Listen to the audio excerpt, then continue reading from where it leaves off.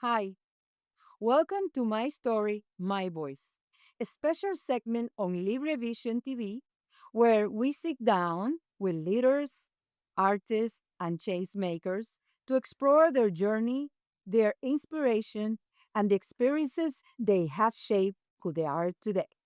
I am Magda Iturrino, and today we are honored to be with Pastor Candidate for Congress Steve Rance. Welcome to the show, Steve. Thank you, Magda. It's a joy to be here. My God, we planning to have this conversation for a long time, and finally, The today. day has arrived. So glad to be here. Thank you. Okay, tell me a little bit about your background and where you from first. All right. Well, I was born and raised in a town called Logansport, Indiana, which is way up north, the north central part of our states. And I went through school and grade school and high school. And after graduation from high school, I joined the United States Air Force. I went off into the military, gave the military 20 years of my life. And then I came back to Indiana and served in local and state government. I was an elected county councilman there for a while, and during a church service, Magda, I experienced the call of God in my life. And I accepted that and went forward and accepted the God's calling in my life and went back to Bible college and studied missions and became a full-time missionary. Wow. What inspired you to pursue a career in public service? Because you've been a pastor, but I don't think a politics and church. They don't mix. Well, I hear that. I hear that often. And the thing about this is they talk about separation of church and state, but that's not what that means. I believe that we do need godly men and women to serve in leadership capacities in our country. The alternative of that is if we don't have godly leadership, then we have ungodly leadership, and then we experience things like we've experienced in the past. And so I believe that it's very important that people that are strong in their faith and religious freedom is one of the things that I want to protect as your congressman, is that we have Christian conservatives leading in our state and local and federal government. What experience in your life have most influenced your leadership style? Well, I believe my military experience has given me a lot of that leadership style. I was able to, as a non-commissioned officer in the military, was a supervisor for many people in many different areas and capacities. And so I developed those leadership skills by serving in the United States military. And then coming out of the military and holding different and various positions, I was able to even learn more expertise in that leadership area. And of course, by being a pastor and a missionary on the foreign mission field, you learn how to organize and develop and do things in a way that you don't have somebody on the outside telling you what to do. So you have to be really dedicated to your experiences and then put them into action. Why? Why you've been a pastor? Why you decide to run for the Florida's Ninth Congressional District? Well, Specific for that one. and specific for that one is I want to take it just a step broader and then bring it back down to the ninth district. I am a supporter of our president, President Donald Trump. He's been the only president in my lifetime to keep his promises. Promises kept, promises made, promises kept. We can honestly say that. Whether you like the man or not, he's kept his word. And so with that, if we don't secure Congress red, then what we're going to see is a repeat movie of his first administration where they're going to try to impeach him. And they've already said it publicly. On day one, they will impeach President Trump, make him a lame duck president, and nothing will move forward. There'll be no America First agenda moving forward. And what we are experiencing right now in our government is the demise of what we experienced in the 4 years of the Biden administration running this country down into the ground. And what has been run into the ground in 4 years, it's going to take longer to fix. And this is what this president has been dedicated in doing, is fixing America, putting America back on track where it needs to be. Now, specifically to District 9, the representation that we've had in District 9 hasn't been representation at all. It's been an individual filling the seat and just doing the so-called lazy job of what a congressman can get away with doing. Federal money that's out there, we need to be aggressive and go and secure this federal money so that we can bring this money back and work on the infrastructure in this district. The roads here are horrible. And they might say, well, Congress doesn't have anything to do with that. Congress has a lot to do with that. Congress is a Congress of oversight. And we see all kinds of wasteful spending. And my platform is to cut that wasteful spending. And when we see wasteful spending happening, Congress needs to put the brakes on that because Congress is the purse strings of our government. And so when these type of things take place, Congress is the authority in these matters. And what has not been done over these past 8 years is having a congressman in this position that has actually been a congressman for oversight. And I will be that representative. What are the most important issues you believe the community is facing today? Well, I believe affordability is one of the top issues that our community is facing today. People might be blaming President Donald Trump on this and this war in Iran, but that's not really the issue. The war in Iran was not President Trump's war. He is actually a peacemaker, and he is trying to bring peace throughout the world. This Iranian war has been going on for the past 47 years, and we've heard chants, death to America, death to Israel, and all these things. We can't live in a free society if we feel entrapped and are looking over our shoulders all the time in directions of, well, are these things that are taking place, are they going to bring harm to the American people and to those people that are here legally into our country? And so we have to be aggressive in the approach of taking care of that. And by doing this and going into a conflict with Iran, of course, gas prices are higher right now. But friends, this is only a temporary thing. Gas prices will be coming down once everything gets stabilized. But the issue is if we allowed Iran to become a nuclear war country, then we wouldn't be able to have these free talks around the kitchen table like we're having today. And so what President Trump is doing is he's bringing strength through peace. And that's what's happening right now. Now, when we bring that back to the district, we need to bring federal dollars back into this district so that, one, we can have infrastructure the way that we need it. And then we also have to control growth. We have to make sure that the growth that's coming in, we have to have growth. Without growth, we don't see new money, we don't see federal dollars. So we have to control that growth in a way that it allows us to captivate federal dollars for programs that we have, cut out wasteful programs that are not needed, and then allow growth to come in. It's kind of like weeding the garden. If you've ever grown a garden, you've got to get in there sometimes and you got to pull the weeds, and you pull those weeds, and then it lets the healthy plants and fruits develop and produce what they need to produce. Pastor, how do you plan to represent and support the diverse communities in your district? Well, There's so many. there are so many, and let's talk about this diversity just a little bit. I'm not a man of prejudice. I was a missionary to Ghana, West Africa, and I lived amongst the black and brown people there, the Ghanaians. And they told me at the time, Pastor Steve, you are a true black man. Why? Because you do what the Apostle Paul does. When you're in Rome, you do what the Romans do. And so here's what we look at. We look at this. Diversity is what America is made of. We are the melting pot. Okay, so we accept all legal immigrants into this country. And that's another issue that we could talk about as well. We are the melting pot. And so my wife is Brazilian.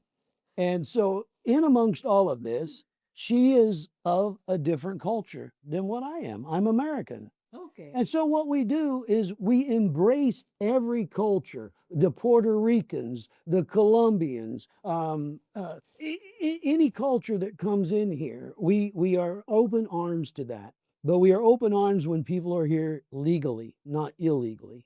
Well, let me ask you something. What challenges have you faced during your campaign so far?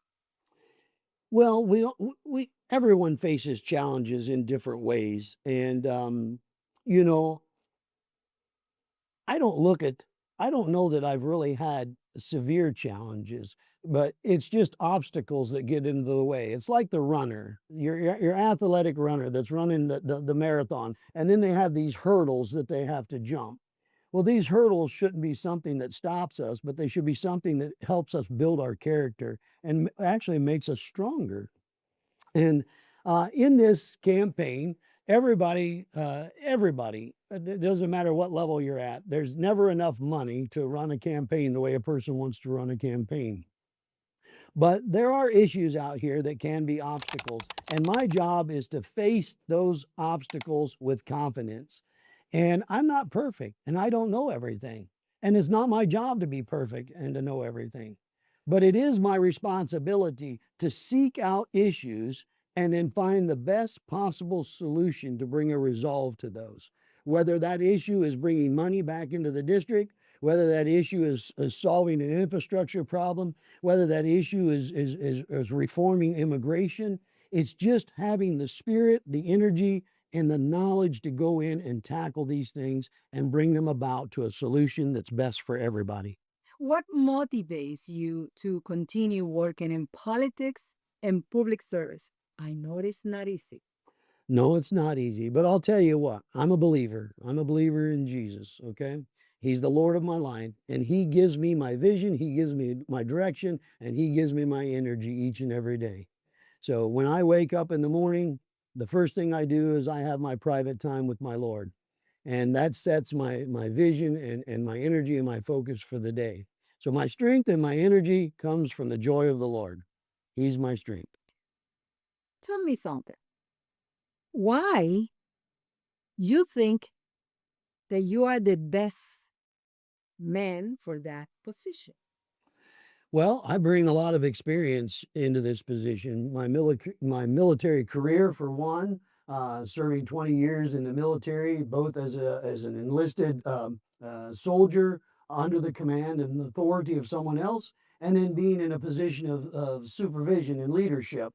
And then getting out of the military and getting involved in local and state government has given me a lot of experience on negotiating and being able to bring those things to the table.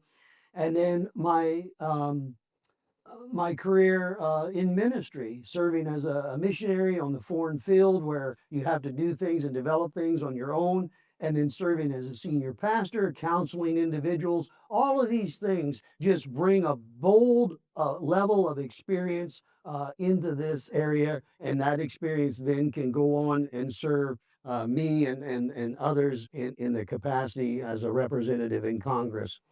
And again, it's just a matter of having the energy and the vitality to do these things. Now, of course, this is a crowded field in the primary. Okay, there's 3 or 4 others that are running. So one has run in the past, and if you want to see the same movie again, then buy that same ticket. Someone else is running, and they were an independent, and now they think that they're a Republican. So they don't share what I feel is true Republican, conservative, Christian values. Okay, and then you got someone else that's running on here that thinks just because they speak Spanish, that they can get the Spanish vote.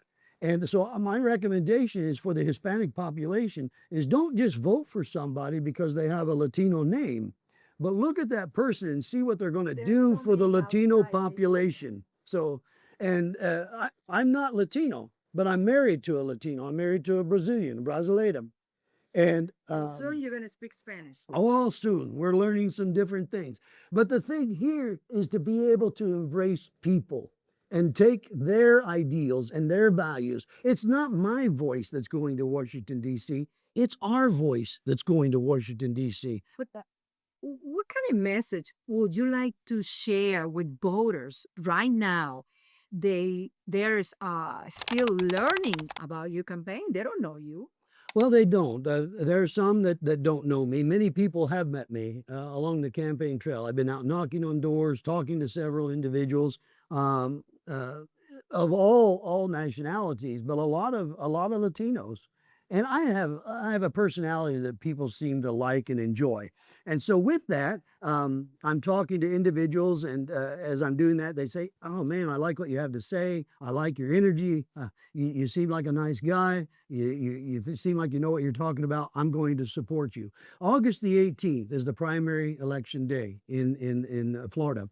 And so it's very important. And I would address the audience here is to look at my campaign. You can find information about me at steverance.org. And I'd be happy, my number's on there. You call me, I'll call you back. We'll have a conversation. We'll talk about things that are interested for you. But steverance.org, you can find information about me there. But the most important thing is to win this Republican primary, I need voters to go and vote. If you're not registered to vote and you're eligible to register to vote, I encourage you to get registered to vote, and then and vote as a Republican and vote for Steve Rance as the Republican candidate. And let's get through this primary so that we can take our voice in the November election to Washington, D.C., and represent you and give you the representation that you truly deserve. I have another question. Sure. Looking ahead, what is your long-term vision for the future of the Florida's 9th district? Well, the vision is that the residents that live here and come here, move here, is that you can come here and raise your family and enjoy life, liberty, and the pursuit of happiness. That you have the opportunities before you to buy a home, the American dream, buy a car, raise your families in good neighborhoods that are safe, be able to afford these things, and then sit back and enjoy life in this area. We must be able to enjoy life. And this is what it's about. Right now, things seem to be so strapped and different things going on in different directions. We need to calm down. We need to calm down. There's a lot of noise out there, and we need to calm down. And the way to do that is to bring proper representation into that area. To close, So soon. Time goes so fast. what message do you want to send to young people who wants to get involved in politics? Look, I do have a message for the young people, and I hear this day in and day out. And if you listen to politicians speak, they'll say this: "Oh, these young people, look at these young people. These are our future Americans." My friends, listen.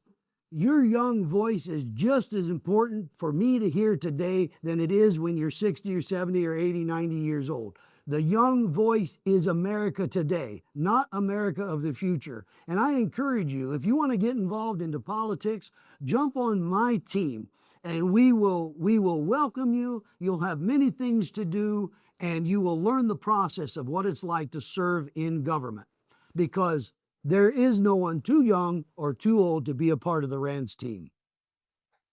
Thank you, Pastor Rance. Thank you for joining your story today with us. And I hope you win, right? Well, So, who knows? Well, I serve God, and all I ask to the viewers out there is, listen, take a serious look at this campaign. Say a prayer. Ask God to give you the wisdom and the vision to vote for that person that would best represent you.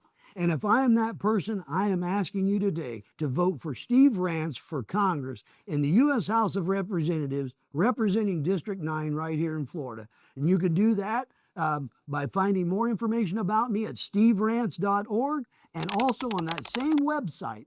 When you go there, there's places to sign up. You can knock on doors, you can make phone calls, you can wear a shirt, you can put a yard sign in your yard. Listen, you are welcome to be a part of this team, because we are about taking your voice to Washington, D.C.